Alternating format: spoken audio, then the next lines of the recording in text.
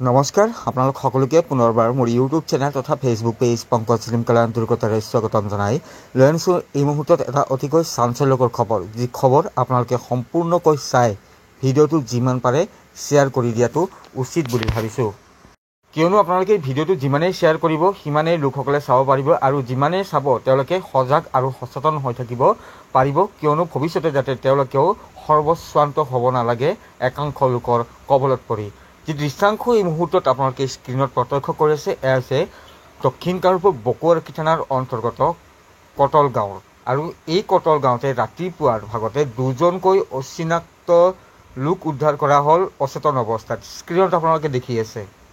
আৰু এইদৰে দুয়োগৰাকী ব্যক্তিকে অচেতন অৱস্থাত উদ্ধাৰ কৰা হৈছিল। এই এজন ব্যক্তি পিছত স্থানীয় লোকসকলে তেওঁক যত্ন লোৱাত তেওঁ সংজ্ঞান ঘূৰাই পায়, কিন্তু আনজন তেওঁৰ লগত থকা যিজন যুৱক, আচলতে সেই যুৱকজন অচেতন অৱস্থাতেই প্ৰত্যক্ষ কৰিলে আপোনালোকে কিদৰে পৰি আছে।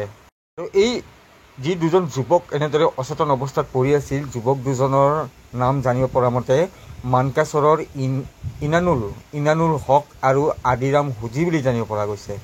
স্ক্ৰীণত চাওক কিদৰে অচেতন অৱস্থাত পৰি আছে যুৱক দুজন জালুকবাৰীৰ পৰা সৰু এখন চাৰিচকীয়া বাহনত আহিছিল ঘৰ অভিমুখে।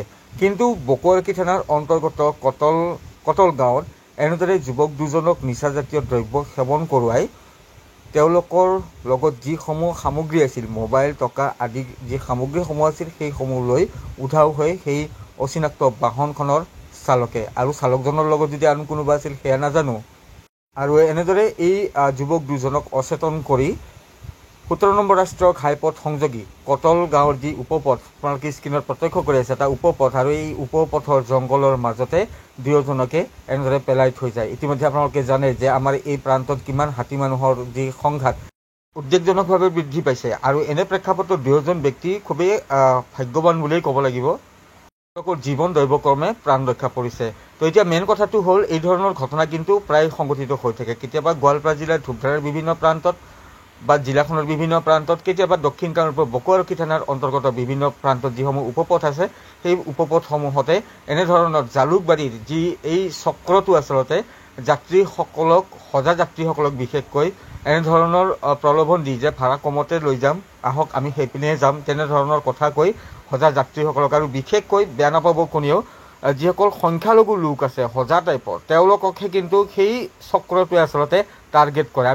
মই যিহেতু নিউজ কৰি থাকোঁ আপোনালোকে জানেই, তো এই ধৰণৰ যিসমূহ নিউজ দিছোঁ আপোনালোকে বহুতেই জানে যে প্ৰায়ভাগ সংখ্যালঘু সম্প্ৰদায়ৰ লোকসকলক, বিশেষকৈ যি সজা টাইপৰ, সেই লোকসকলক টাৰ্গেট কৰি লোৱা হৈছে। আৰু প্ৰায়ভাগ মানকাচৰ, ধুবুৰী, কৰিমগঞ্জ, ফকীৰগঞ্জ, মানকাচৰ আদিৰ লোকসকলক এনেধৰণৰ টাৰ্গেট কৰি লোৱা হয়।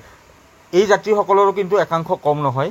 তেওঁলোকে ভাড়াক লৈ এই মাছৰ বজাৰত মাছ কিনিবলৈ গৈ যিদৰে দাম দৰ কৰে, তেনেধৰণৰ দাম দৰ কৰে, আৰু ইয়াৰে সুযোগ আচলতে গ্ৰহণ কৰে একাংশ এই দুষ্ট চক্ৰৰ লোকে। খুব কম ভাড়াৰ বিনিময়তে তেওঁলোকক গন্তব্য স্থানত লৈ যোৱাৰ কথা কয়, বা আমিও সেইপিনে গৈ আছোঁ, আহক আমাৰ লগতে যাওঁ বলক বুলি কেনে কৈ লৈ আনে।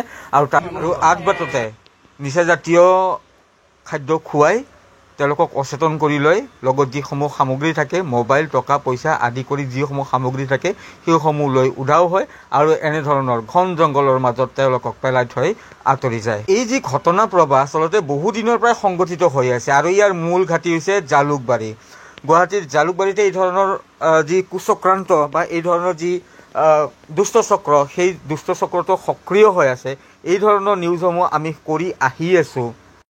তো আমাৰ অসম আৰক্ষীয়ে এই ক্ষেত্ৰত অধিক ক্ষিপ্ৰতাৰে আচলতে এই যিটো চক্ৰ, যাত্ৰীসকলক লুটপাট কৰাৰ যিটো চক্ৰ সক্ৰিয় হৈ আছে, আৰু একাংশ লোকক নিমিষতে সৰ্বস্বান্ত কৰি আছে, তেওঁলোকৰ জীৱনক লৈ হেতালি কৰি আছে, সেই চক্ৰটোক উৎখাত কৰিব লাগে আৰু কঠোৰতকৈ কঠোৰতম যি শাস্তি, সেই শাস্তি প্ৰদান কৰিব লাগে। আজি 10-15 দিনমান আগতেই, 10-15 দিনমানো হোৱা নাই, ধূপধাৰা আৰক্ষী থানাৰ অন্তৰ্গত চৰাইবাহাৰ সমীপতে এজন লোকক পেলাই দিয়া হৈছিল। তেওঁৰ ঘৰ আছিল ধুবুৰীত। সেই নিউজটোও মই ইতিমধ্যে আপোনালোকক দিছোঁ বা আপোনালোকক অৱগত কৰাইছোঁ। এই ধৰণৰ ঘটনা প্ৰায়ে সংঘটিত হৈ থাকে। তো মোৰ অসম আৰক্ষীলৈ বিনম্ৰ অনুৰোধ যে তেওঁলোকে এই চক্ৰটোক জালুকবাৰীত আচলতে সক্ৰিয়, কিয়নো তাৰ পৰাই এইসকল যাত্ৰী আহে সৰু চাৰিচকীয়া বাহনত, আৰু তাৰপিছতে এই ধৰণৰ ঘটনা তেওঁলোকৰ সৈতে সংঘটিত হৈ আহিছে। তো পুনৰবাৰ অসম আৰক্ষীলৈ বিনম্ৰভাৱে অনুৰোধ যে তেওঁলোকে এই চক্ৰটোক উৎখাত কৰক, চক্ৰটোৰ সৈতে জড়িত প্ৰতিগৰাকী ব্যক্তিকে কঠোৰতকৈ কঠোৰতম শাস্তি প্ৰদান কৰক আৰু যাত্ৰীসকলৰ জীৱনক সুৰক্ষা প্ৰদান কৰক।